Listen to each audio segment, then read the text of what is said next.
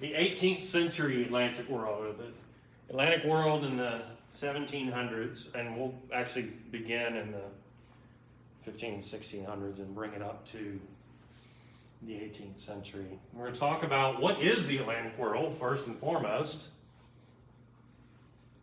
We'll talk about the economic system known as mercantilism. We will talk about the Atlantic slave trade, and if we have time, talk about piracy in the Atlantic world. But first things first, what is the Atlantic world? Well, we're talking about the Atlantic world. We mean, of course, the Atlantic Ocean, but all the areas on its periphery. If you're focused on the Atlantic Ocean, you would see on its periphery, of course, Western Europe. And we'll talk about the various, what I'll call mother countries of Western Europe, from England or Britain to France and Spain and Portugal. You would be concerned too with the eastern coast of North America, with the islands of the Caribbean or the West Indies, with portions of Latin America, with the west coast of Africa, particularly sub-Saharan Africa. And finally, with the ships that are crisscrossing the Atlantic too. So not just the Atlantic Ocean, but all of the areas on its periphery and the ships that are traversing it, carrying both goods and human beings and eventually even ideas back and forth across the Atlantic Ocean. Nowadays, if you look at history departments at major universities, you know, they've always had a specialist in, like me, like a 20th century American historian, or they'll have somebody who studies, you know, 15th century Britain, or someone who's a specialist in French history and so on. Nowadays, most major departments are going to have someone who is a specialist in the Atlantic world and the history of the Atlantic world, and therefore has to know a little bit about all of these different places and how they are interconnected. Of course, they are in one way interconnected through trade. These various mother countries, as I call them, have, through various means of conquest or pushing back Native Americans and taking their land, set up colonial operations in the New World by this time. And in addition to, if you're the Spanish, your colonies providing you with boatloads, literally, of gold and silver, your colonies provide you with certain raw materials that you either may not have at all back home or you may have in short supply. For example, in terms of those things you might have but in short supply, think about timber. All of the trees in the New World that can be felled for timber, which build the ships, without which the Atlantic world would not exist. It could be foodstuffs too, like wheat, for example, or fish. But too, of course, the most valuable things that are cultivated in the New World, and if we're looking at raw materials, would be cash crops. For example, for the British in Virginia, cash crop is tobacco, something that had not been known to Europeans prior to their arrival in the New World. Further south from there, the cash crop in the low country of Georgia and South Carolina would be rice. Incredibly valuable commodity, which could be sold down into the islands of the Caribbean, all of which are being used just about for the production of what? Sugar cane. Just about every mother country that has colonies in the New World has at least one island in the Caribbean which it controls. All of the Native Americans are dead, either from disease or having been worked to death by the Spanish in the mines. And of course, all of those islands have been repopulated with enslaved persons from various parts of sub-Saharan Africa. And those slaves are growing and cultivating the sugar cane. And the sugar and the byproduct of molasses that comes from that are incredibly valuable commodities in the Atlantic world. Some of that molasses, by the way, could be shipped to places like Boston and British Massachusetts, where it could be distilled into rum, which then becomes another commodity in the Atlantic world of value. And by the way, it was slaves growing the tobacco in Virginia and slaves growing the rice in Georgia and South Carolina.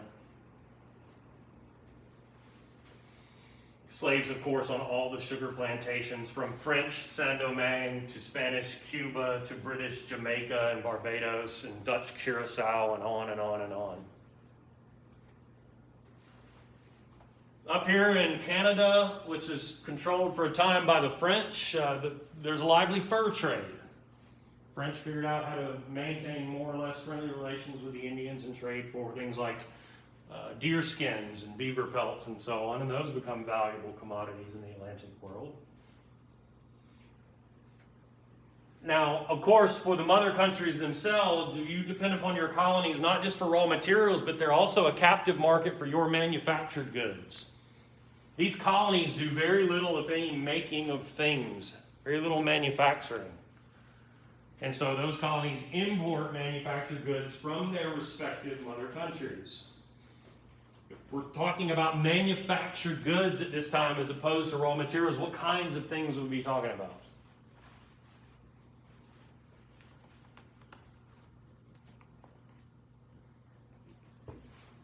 LG's going to love this silence. He's going to tell me I'm a failed instructor. My friend who watches these videos. Tell me where I fall short is in engaging students. Manufactured goods, guns. Everybody, especially if you lived on the frontier, owned at least, musket or pistol. Those things are manufactured, they're made. They're not made in the colonies, they're imported. Clothing, textile industry, linens, manufactured but not in the colonies. Everything from the tea set in your kitchen to your furniture, to the clock on your wall, to the books on your shelf, or maybe the watch on your waist, all of these are manufactured goods that would be imported. From sub-Saharan Africa, of course, the most valuable commodity in all of the Atlantic world was slaves. Remember, Europeans, maybe I haven't mentioned this before, practiced a form of slavery in the New World known as chattel slavery.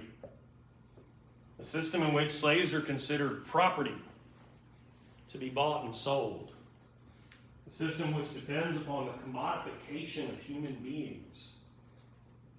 A system in which you have a person with a price. And so, accepting this definition for what it is and was at the time, we can say the most valuable commodity in all the Atlantic world was the slaves. Who end up, some in Spain's Latin American colonies, some end up in Britain's southern North American colonies, from Maryland to Virginia down to Georgia. For a time, there were some in other British colonies, and from New York to Boston, Massachusetts. The vast majority of slaves end up either in the Caribbean or in the Portuguese colony of Brazil, where they work on sugarcane plantations. And those are the big-time commodities of the Caribbean itself, sugar and slaves, and I mentioned molasses, but many slaves who end up here in North America or end up in Spain's colonies, many of them came from the Caribbean. Might have lived there for a generation or two. Not all slaves who are sold from one place to another in the New World come from the so-called Middle Passage across the Atlantic Ocean from Africa.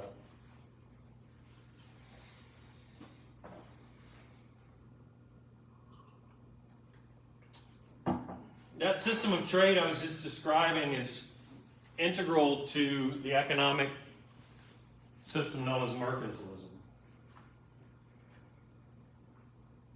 That term was actually coined by Adam Smith. Do you guys know who that is? If you take econ, you'll probably learn about Adam Smith, often regarded as the father of modern capitalism. Smith coined this term looking back at this period and criticizing it, and saying this was the way not to do things. So there are elements of modern capitalism that are very nearly diametrically opposed to mercantilism. And we talk about capitalism and the fundamentals of capitalist economics. When you learn about that, you learn about how prices are determined not by some government, but by supply and demand, and the invisible hand, and human beings who make rational choices for their own best benefit. And everything is geared towards the desires of the consumer. Well, with mercantilism, it's all about the mother countries. The mother countries and their various, if you look at the word,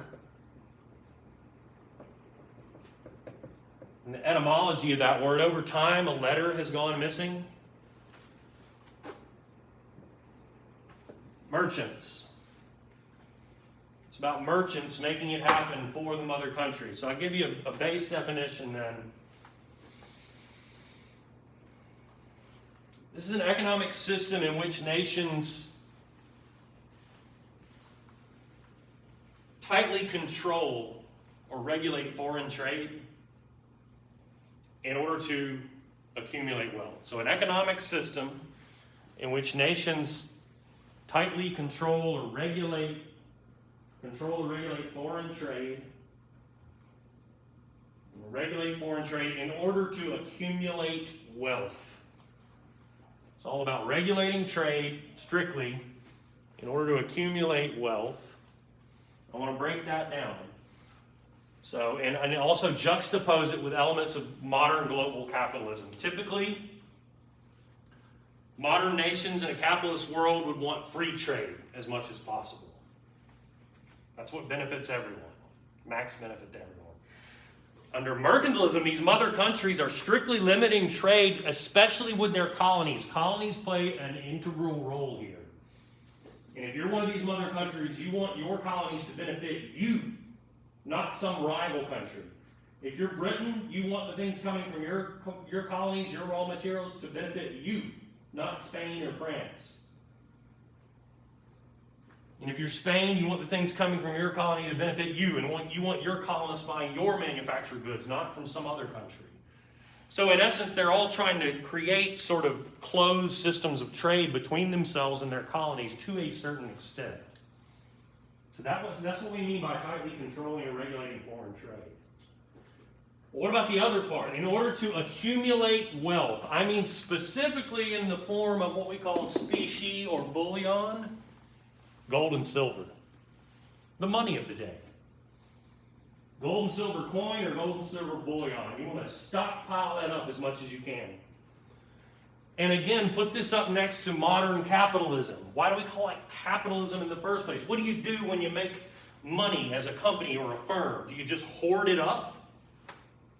Use it to invest and make more money, right? It's capital. When mercantilism, you have these governments, these nation states that are emerging,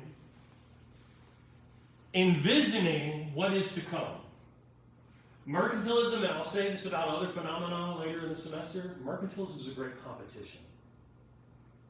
Think about it. Gold and silver are finite resources. It means there's only so much of them in the world. Which means more for you if you are France is less for England or Britain, less for the Dutch. If you're the Spanish, more for you is less for the French, right?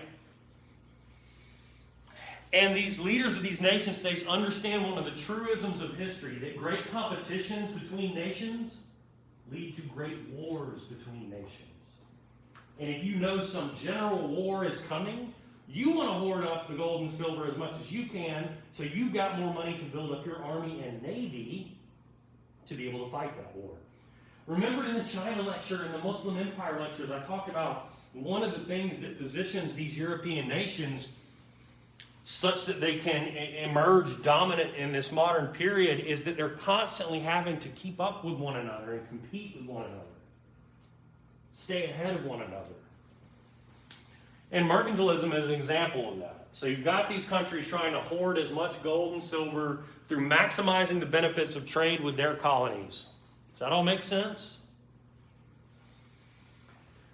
Finally here, for people that don't come to class and just look mercantilism up on Wikipedia and think I'm not going to realize that on the quiz, they're going to give me this super economics-based definition that talks about bullionism and how the basic element of mercantilism is you want your exports to be greater than your imports. And that's obviously true, but what they mean is if you consider Britain and its colonies, this is an example, as a singular unit, you would then want to export from yourself, your own country, and your colonies to other countries more than you import from them.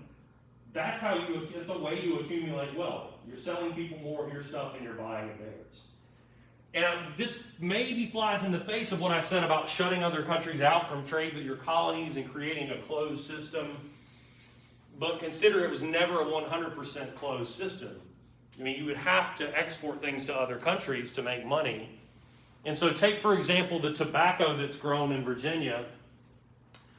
There are stipulations in British law that say you got to sell that, to another English port. It's got to come to London or Bristol or Liverpool. Well, yeah, and there it's processed and then sold by a British firm to somebody in some other country. Does that make sense? It's about funneling things through the mother country. Or, for example, you could, if you're a plantation owner somewhere in the New World, you could import some manufactured goods from another country, but they're probably going to have to pass through your mother country where they're taxed, and you could use that tax revenue as a way of accumulating wealth and so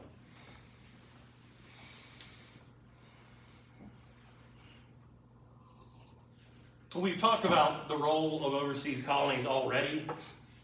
That's redundant at this point. You know that they provide these mother countries with raw materials. They purchase those countries' manufactured goods. Insofar as they are part of these closed systems, countries could utilize monopolies, that is preferred companies who are given the sole right to trade in certain commodities, like the Dutch have an East India Company, the British have an East India Company.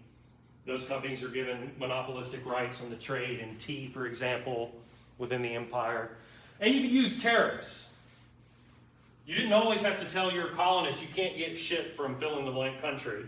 Use tariffs. So, for example, if the British government, I keep using these British examples because I'm an Americanist, and so that's easier for me. If the British government wanted to compel I mentioned the colonists in Boston who import molasses and make rum with it. You want them to get the molasses from your sugar colonies, Barbados and Jamaica, not from French Saint-Domingue or from Dutch Curacao or Spanish Cuba. Rather than telling them outright you can't get it from anybody else, you put a nominal small little tax on the British stuff and a big ass tax on the other stuff, the other countries. That make sense? So it costs more to buy from other countries, and theoretically, you would buy British. Protectionary tariffs.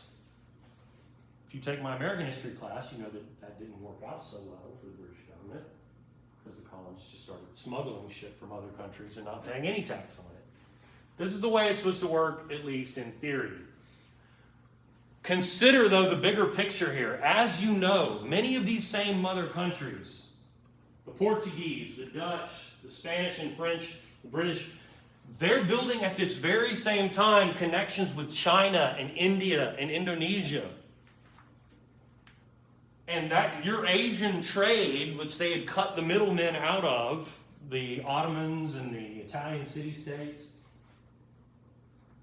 that Eurasian system of trade is being integrated with this Atlantic world system of trade, and we have, for the very first time, a global economy.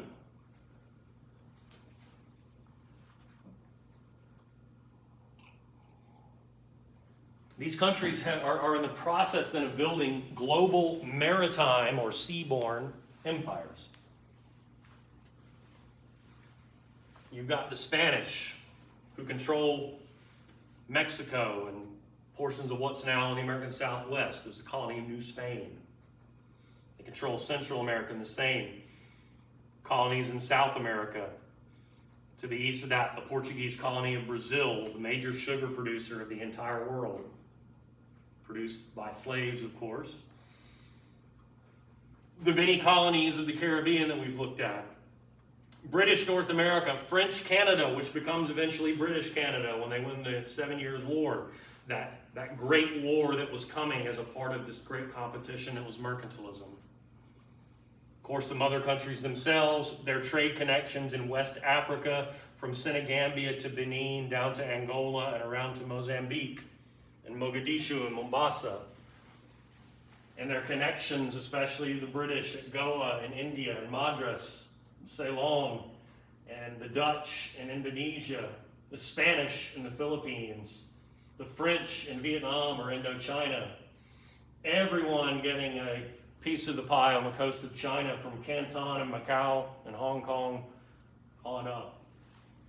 And eventually the Japanese will get in on the game, as we'll see a little bit later on.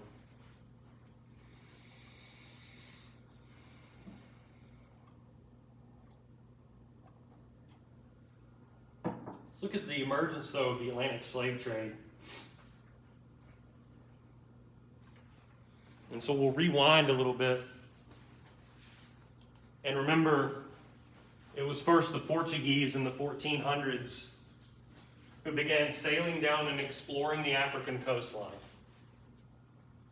Their aim at the time was to simply get around the southern tip of Africa and into the Indian Ocean to get to the east, right? But they established trading ports. They began trading with African nations and kingdoms for things like gold and ivory.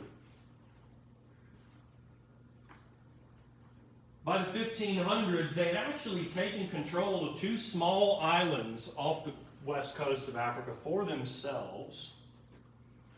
You're not going to see them there. So guess what, LG? It's Google Earth time.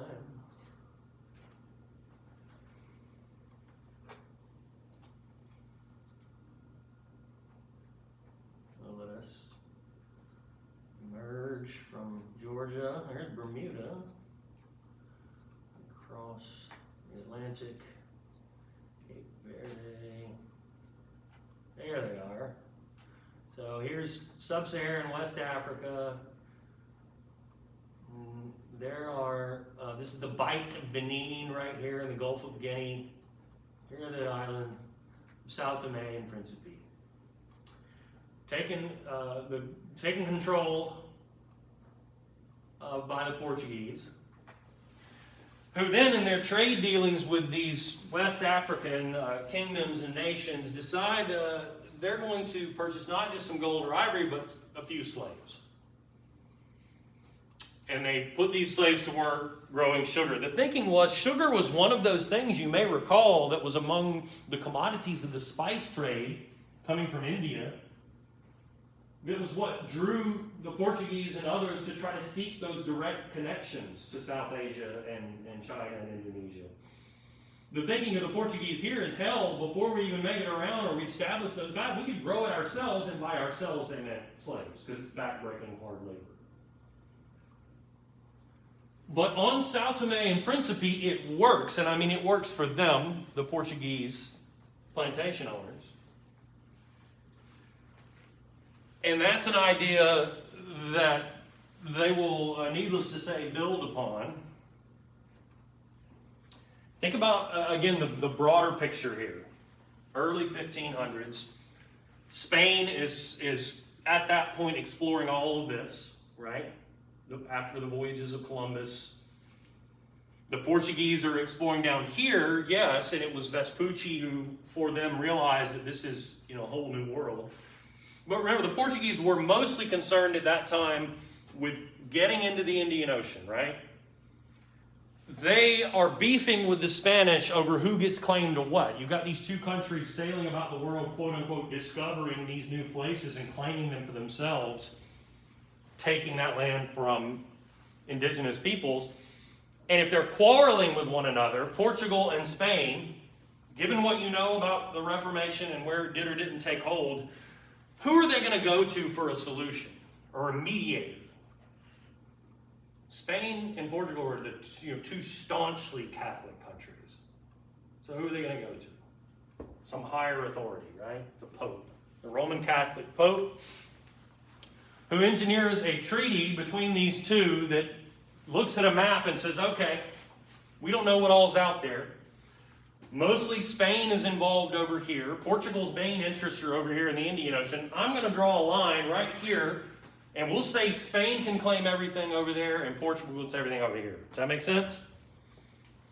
At the time of the drawing of that line on the map, they didn't realize how big Brazil was.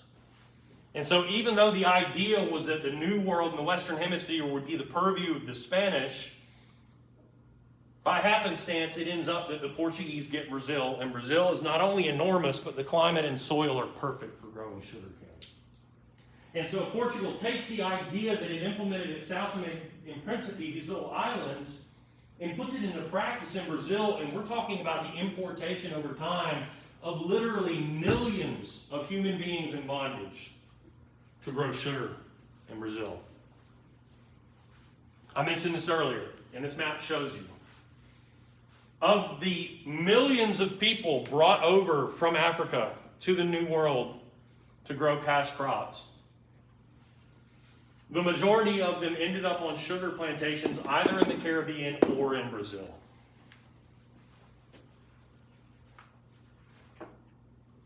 That treaty I was discussing is the Treaty of Tordesillas between Spain and Portugal, mediated by the Pope, drawing of the line on the map, the significance of which is that the Portuguese get Brazil.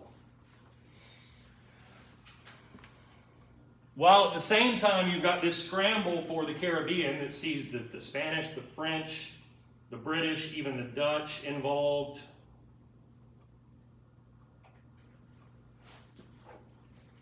And I rattled off some of these colonies earlier. The Spanish, remember Cuba was their sort of base of operations, even back to the voyage time of the voyages of Columbus, I should say. The island of Hispaniola is split in half, with the eastern half being controlled by Spain and known as Santo Domingo. Same name in French. Saint-Domingue is the western half, what's now the nation state of Haiti.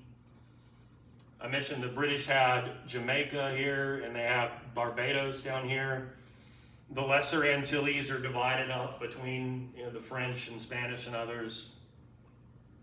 And the British have their mainland colonies here in America. Initially, the French were in Canada, but soon to be a British colony there as well. One thing I like about this map, it not only shows you that diversity in terms of where enslaved persons ended up, it shows you they come from diverse places too. Africa is an enormous continent. Even if we are limiting ourselves, as you should in this case, to sub-Saharan Africa, everything from the Sahara Desert down, you're talking about an incredible array of different peoples, of different cultures, and different languages, and different backgrounds, and different kingdoms and nation states. You could look on a plantation anywhere from Virginia to Saint-Domingue or to Brazil and find an incredible array of people from different places and cultures. You could have people who had been taken from Senegambia or Sierra Leone. Many from the Bight of Benin I mentioned earlier. A bight is a curvature in a coastline. From Congo and Angola. From Mozambique, even from Madagascar.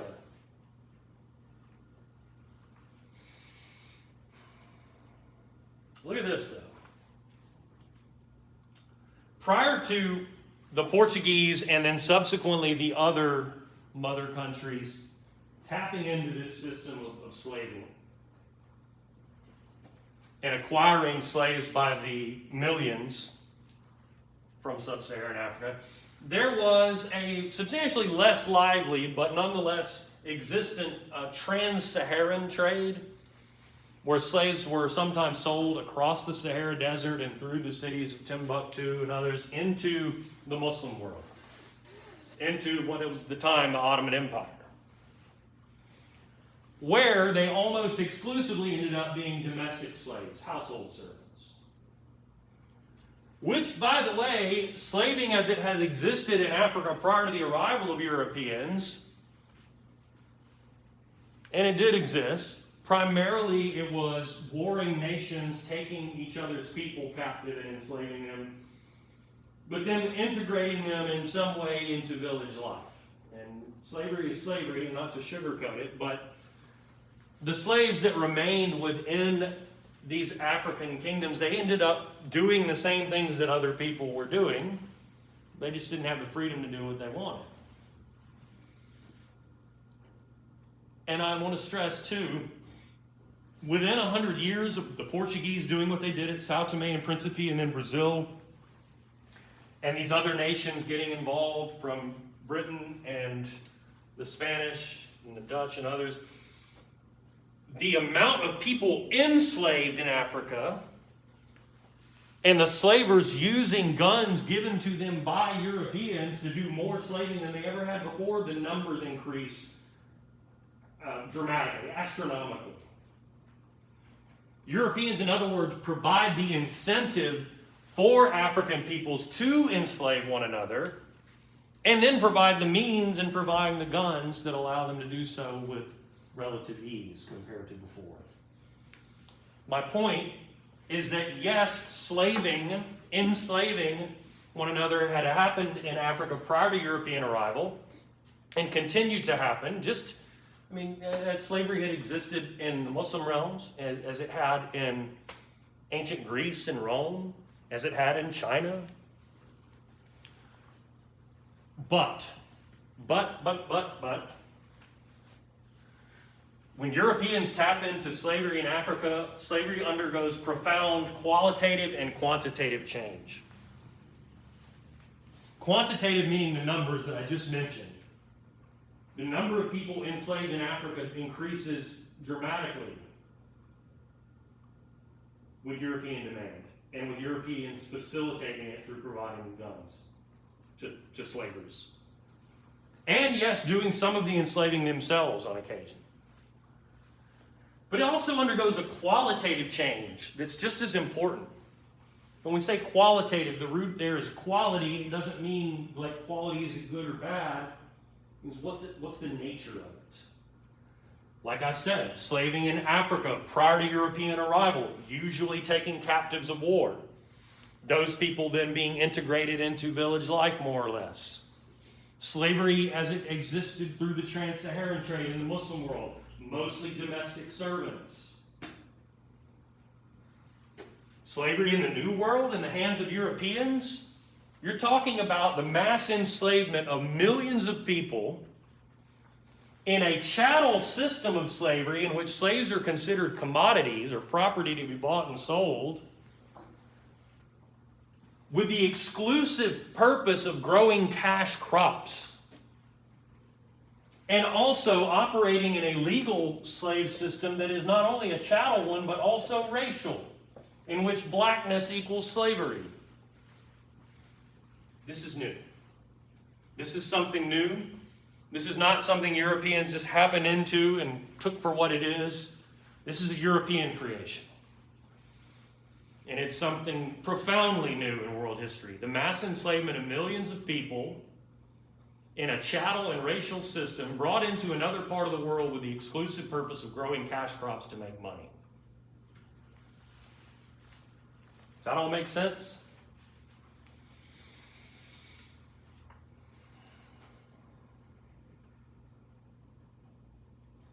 Similar map, but just with the handy pie charts. Shows you that the vast majority of slaves end up either in the Caribbean or Brazil. Shows you that the majority of them come from either Congo or Angola or from the Bight of Benin. Also listed the Bight of Biafra, the Gold Coast, Sierra Leone, and Southeast Africa.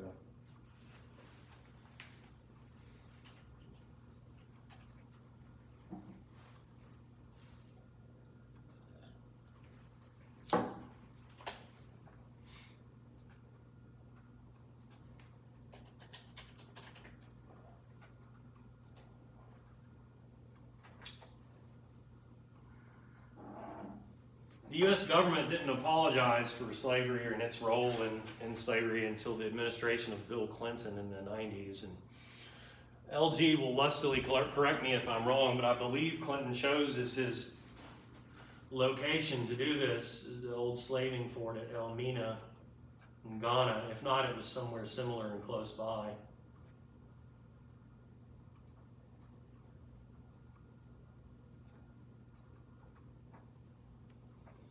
This is the slaving fort. It's now a dark tourist attraction, of course, and a place of learning and respect and reverence. I'm trying to see, there is, if you could get the right perspective, this photo looking out the door. This is on the ramparts, obviously. Looking out into the Atlantic Ocean.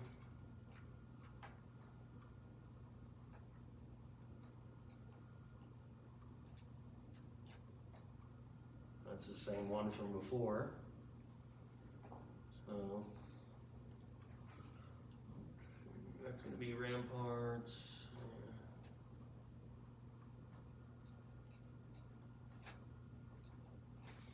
I'll tell you what.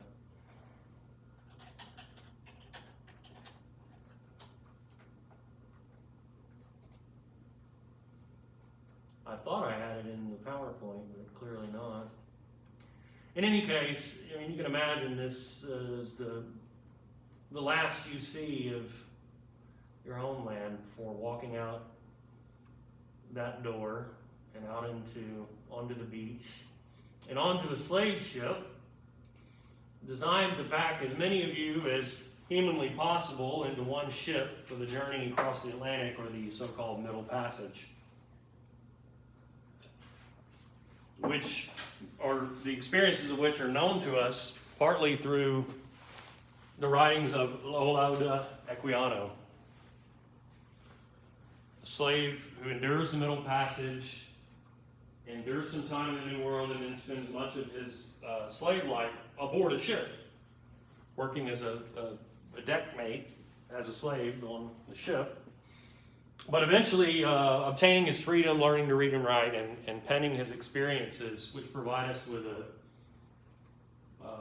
fascinating, if horrifying, account of what it was like to be a slave at this time, and in particular the Middle Passage, where slaves are herded like cattle into the holds of these ships, where they spend much of the 2-month journey in putrid conditions of human filth and sometimes disease. Rank, stifling, suffocating conditions. Consider if you're a slave trader, you're a slave ship's captain or a deckhand on one of these ships. These slaves are property. I mentioned to you they're the most valuable property in the Atlantic world. You have a vested interest in keeping them alive, right? Given that fact, the average death rate on these journeys was something like 15%. Even when they're trying to make sure that these people stay alive, they're still treated as such that an average of 15% or so, maybe as high as 30, 40% if there's an outbreak of disease, are dead by the time they get to the New World. Thrown overboard, probably. And I think if you follow that link, it's some old British documentary talking about the experiences of Equiano that I'm not going to sit through because I'm ready to wrap it up. I want to get to piracy. Seems like we've run out of time in previous semesters and not gotten to pirates. Slavery in the New World. Now, in my U.S. class, I like to tell them, that the average slave owner in either of the British colonies, or once they become independent in America, only owned a few slaves. And that was the average experience for a slave owner. But the average experience for a slave was to be on a big plantation, because some of the big plantations were huge. We're talking, if you look at the sugar plantations in the Caribbean and in Brazil, or if you look at the rice plantations in the Low Country, 100, 200, more than 300 in some cases, slaves on a plantation. Primarily there to grow cash crops, yes. Tobacco in the oldest regions of British North America, rice, like I said, in the Low Country, and then sugar. Cotton doesn't come until much later. That holds this, regrettably prominent place in our historical memory in the Deep South. But it's a very tiny window of time, and it has not yet come in our narrative. So those are the big time cash crops. And I mentioned on these plantations, you could have incredible diversity. You could have someone from Congo alongside someone from Mozambique, and they don't speak the same language or even from the same language family. You could have somebody who had been purchased and brought onto the plantation from French colony in the Caribbean, and they speak French, and their family had lived there for a generation or two as slaves. And then you could have people born on the plantation that knew nothing but life on the plantation.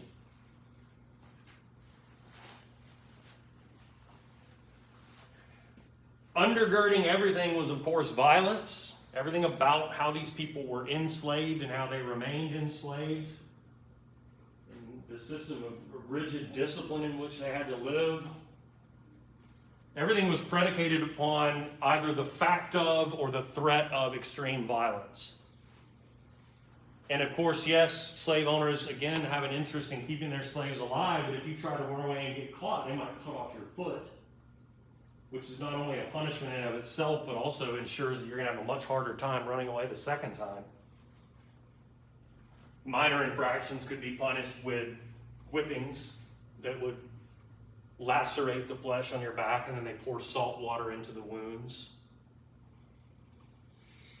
Conditions could vary depending on where you were and what kind of work you're doing.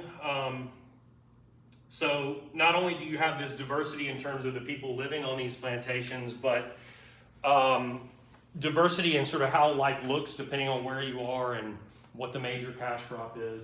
Any plantation of great size, like I was alluding to earlier, is going to have, not all the slaves all the time are tasked, as they would say, with actual cultivation of rice or sugar or tobacco. Some would have to grow corn and raise livestock, any plantation. Some would be working as domestic servants in the so-called big house where the owners lived, unless they were absentee owners and lived off in some city somewhere. You'd have somebody who tended to the stables and the horses, and maybe even like a carpenter and a blacksmith who specialized in those kind of crafts and so on. So these were big time operations. And two, again, it could look different depending on where you are. Like the system of labor on a sugar plantation looked a little bit different than, say, a tobacco or rice plantation. Sugar plantations and later cotton was what we call gang labor, where you just working sun up to sundown every single day. Task labor was a little bit more, and I choose the word carefully, relaxed. You had a set amount of tasks to do for a certain day, and after those were done, you had, and again, I choose this word carefully, free time to tend to your own garden, to hunt and fish in some cases, to socialize around the slave quarters and so on. That changes over time too, because sometimes there could be an attempt at a rebellion, and then the slave owners have to clamp down on any kind of quote-unquote freedoms that slaves have. So if there's a theme here, there's no one unified portrait of slavery in the New World. What do I mean by Creole versus country-born?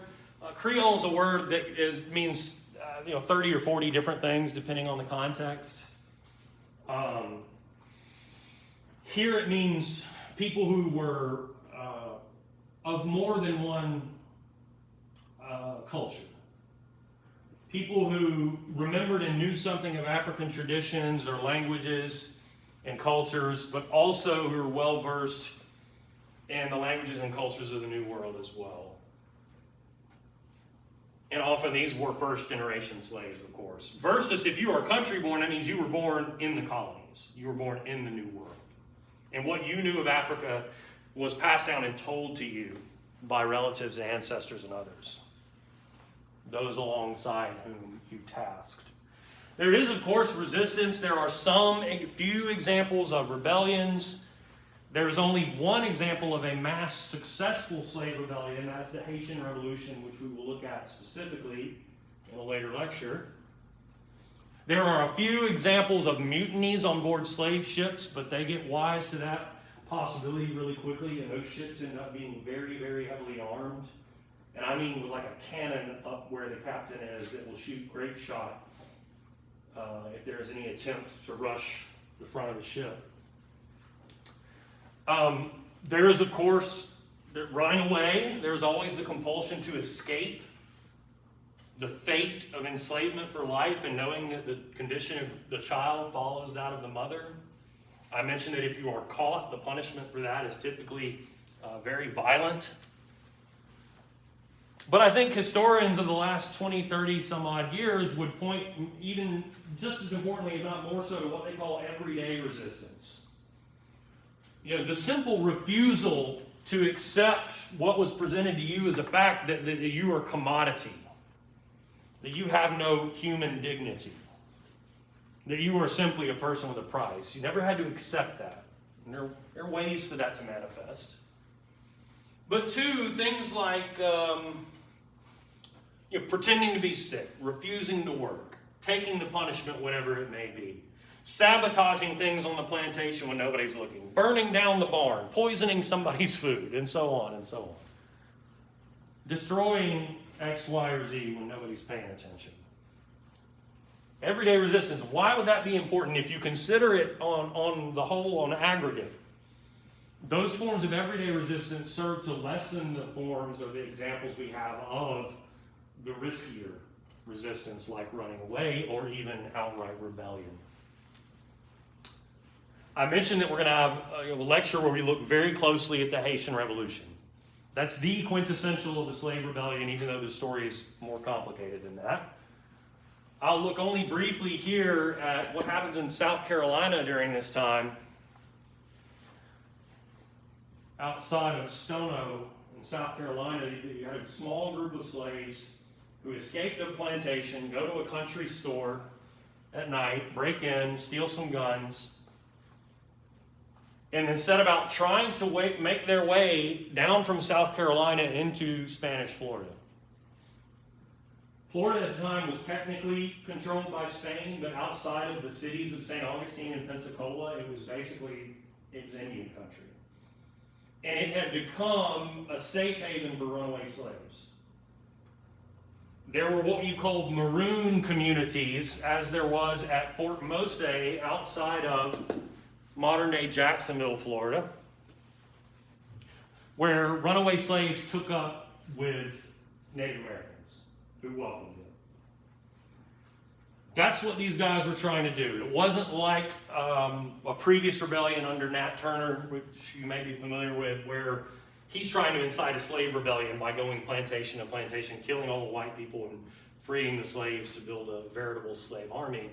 These folks were trying to get away, to get to Fort Mose, and they did not make it. They're captured, their leaders are killed and executed, their heads are displayed on pikes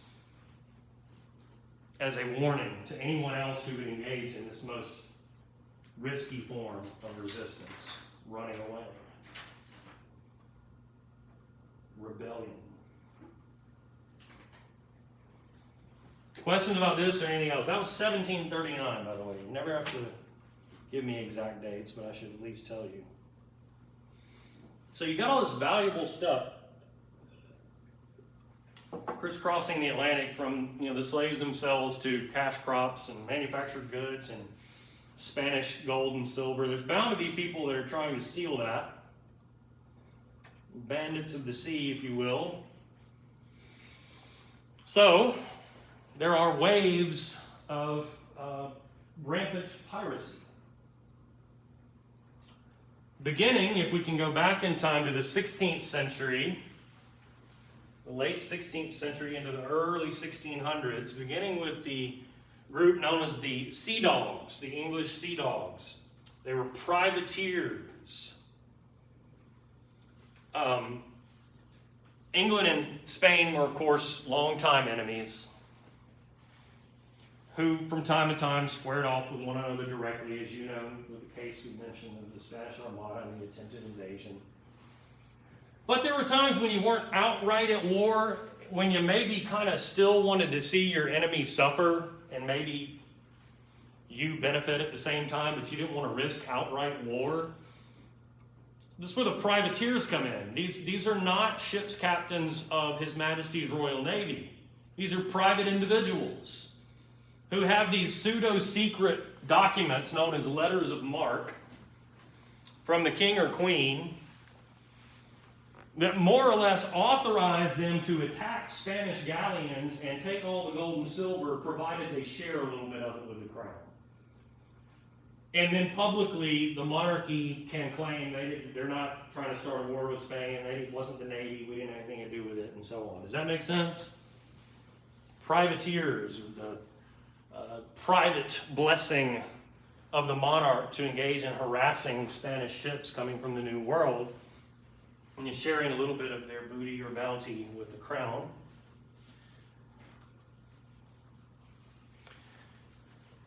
And it wasn't just the English that engaged in this kind of behavior, French too. And it was French pirates who were the first to sort of settle down in the Caribbean.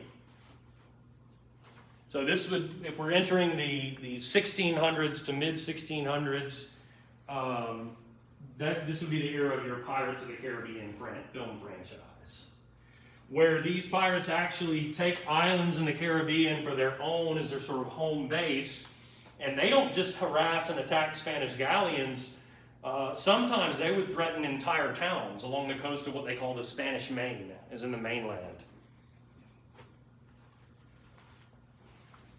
By this time, Europeans had figured out, you saw that the Ottomans mastered the use of heavy cannon, right?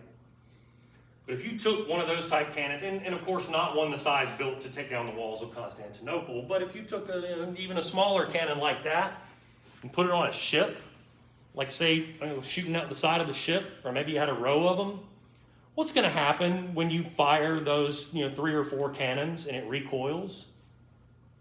Goddamn ship's going to capsize. But Europeans, with their constant quest for technological advancement in warfare, had figured out that you could put the cannon on rollers and allow that to capture the recoil and allow the cannon to move along the rollers so that the ship didn't have to absorb that recoil and wasn't threatened to capsize. So the point is, not just Navy ships, but pirate ships were outfitted with these cannons, and they could anchor these ships off of the coast of some town on the Spanish Main, send a representative to the leader of the town and say, why don't you look out the window there at our ships and our cannons that are aimed upon your nice little beach community.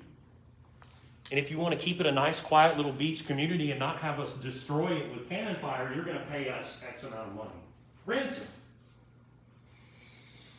This is what the buccaneers were doing during this period, in the early to mid-1600s, from bases on Hispaniola and in the Tortugas. And this gives way to the so-called golden age of piracy in the late 1600s and into the 1700s of the 18th century. And the development of that new Atlantic world trade market that had created exponentially more opportunities to take stuff. It's not just Spanish galleons anymore. There are other factors at play here. The 18th century merchant marine, that is the market, if you will, for sailors or seamen, was terrible. Wages were low. They were often treated very, very poorly, and conditions were abysmal. And so you could have these pirate ships captains come along and recruit guys that are sailing on merchant vessels, some of whom could be under what they would call a flogging captain, a captain who would flog you, that is, whip you for minor infractions of rules. And you're given low wages and shitty rations, and along comes this pirate ship's captain. Along comes Edward Teach. He says, man, you don't want to really live like that, do you? He said, I'm not a flogging captain. You'll never get flogged on my ship. And you know what? When we go and we ransom some town on the Main, or we capture a Spanish galleon, we share that money equally. And we're all treated equally. And you know what we're going to do when we get that money? We'll go back to Nassau or wherever, and we'll enjoy a hell of a time. And we'll have plenty of women, although there were in fact some prominent examples of women pirates too. But we'll drink Madeira wine. It'll be a great time. You know, occasionally we'll have to fight and kill some people, but that's all to the good. And they could kind of pitch the pirate life as a romantic spin on what was a violent life, sure, but what did offer some semblance of equality or egalitarianism as compared to life in the merchant marine at the time. And that appealed to a lot of sailors. Some of those captains, though, I mentioned Edward Teach, aka Blackbeard, became famous, or infamous, I should say, in their own time. Blackbeard had not just a ship, he had a fleet of ships under his command. Some that had as many as 40 guns on them, as in cannons. Blackbeard at one point famously blockades the port of Charleston, South Carolina, and exacts a ransom from that city. He is only stopped when he is killed by naval forces operating on orders from the governor of Virginia, which was by then threatened by Blackbeard and his forces. Eventually, European nations kind of have to somewhat work together to turn the tide a 180 from the days of privateering and actually go after these pirates. When captains like William Kidd, Captain Kidd, start to disregard like whose ships are whose and even start to attack like British ships, he being British, and all of a sudden it's pirates versus everybody else, not pirates of this nation versus ships of this nation. When it reaches that point, these mother countries realize they need to clamp down. There needs to be a war on piracy. By the mid-1700s and late 1700s, and Captain Kidd becomes the subject of a great manhunt, if you will, to track him down on the seas, defeat his forces, and capture and have him executed. I mean, he had gone totally rogue by the time. He was operating in the Indian Ocean, too. We tend to think about piracy and think only about the Caribbean, but Captain Kidd was disrupting shipping and trade in the Indian Ocean as well. So you might say that Kidd and others had gotten greedy and didn't limit themselves to enemy ships anymore, and that was one of the things that leads these countries to initiate a war on piracy. So you look at the career of a guy like Captain Kidd, you might say where he fell short was in getting greedy. But the bigger takeaway here is that piracy had become a threat to the orderly functioning of the mercantilist economy. And so piracy had to go. It had to be stamped out. And by the end of the 18th century, for the most part, it had, at least in the parts of the world that we've been looking at. You tend to see the stereotypical skull and crossbones and think that's like the black flag of pirates, but they were all different. That's Blackbeard's. Kind of says it all. We're pirates. We like to drink Madeira wine or port wine. We don't want to kill you. So when if we're approaching you and you know it's us, you can surrender voluntarily until the black flag comes up. The black flag meant no quarter. They're not going to spare anybody at that point. Once the black flag has come up, it's time for bloodshed. Questions about this or anything else? There's Blackbeard, and there hangs the body of Captain William Kidd on display as a warning to any others who might join with these pirate ships' captains. Questions, comments, or concerns? Anything at all? Yeah. Didn't they do that in what's it called, like Boston or somewhere? Yeah. They did? Yeah. I remember that from your U.S. history class. Yeah, it was a threat all up and down the eastern seaboard. Obviously, the closer you were to the Caribbean, the more in the danger zone you were. But yeah, even as far away as Boston, you could see the threat. I don't know specifically if Blackbeard ever ventured up that far. Certainly not William Kidd, but these are just the two most prominent examples. All right, well, we'll see you